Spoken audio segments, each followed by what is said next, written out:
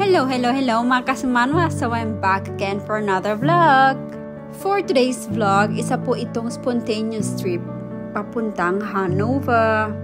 Kasi meron po tayong bibisitahin na isa sa mga special na tao sa buhay ko. Abangan niyo mamaya kung sino. By the way, ang Hanover po ay almost 300 kilometers away from Berlin. And it is located on the west side of Berlin. At ang binisita ko na naman ay walang iba kundi ang aking best friend since high school. Walang iba kundi ang nag-iisang Joanne.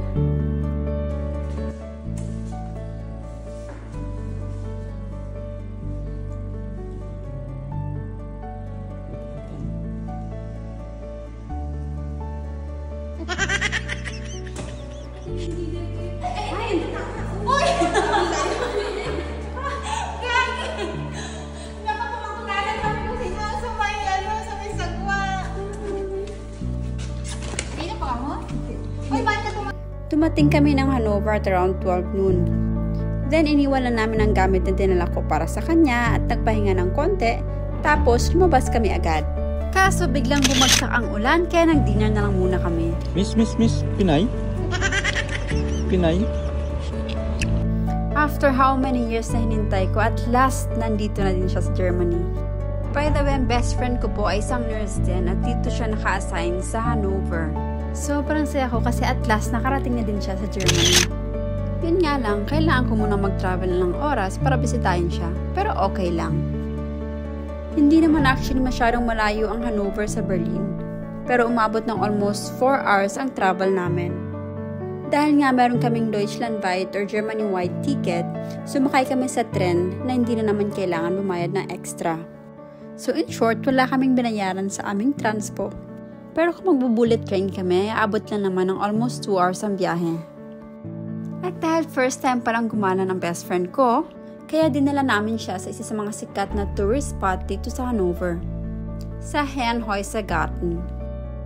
Pareho kaming first time actually kasi first time ko pa lang din pumunta ng Hanover.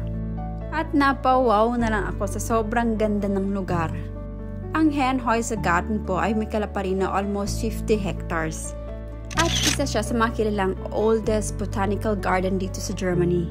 Dahil ang garden na ito ay almost 300 years nang nakatayo. At meron po itong around 12,000 iba't ibang uri ng mga halaman. Late na kami actually pumasok. Nakatipid kami dahil almost pa-close na yung garden nang pumasok kami. At ang maganda pa doon kasi almost wala nang tao kaya solong-solo namin yung garden. Ang disadvantage lang kasi hindi namin napuntahan yung ibang part ng garden. Pero naglakad-lakad at naglibot-libot lang kami sa abot ng aming makakaya. Dumating kami dito sa garden ng around 6:30 PM at magko-close ang garden ng 8 PM. So actually may 1.5 hour pa kaming maglibot-libot. Sayang lang din kasi hindi naging maganda ang panahon nang pumunta kami ng Hanover at saka super limited lang ang time namin.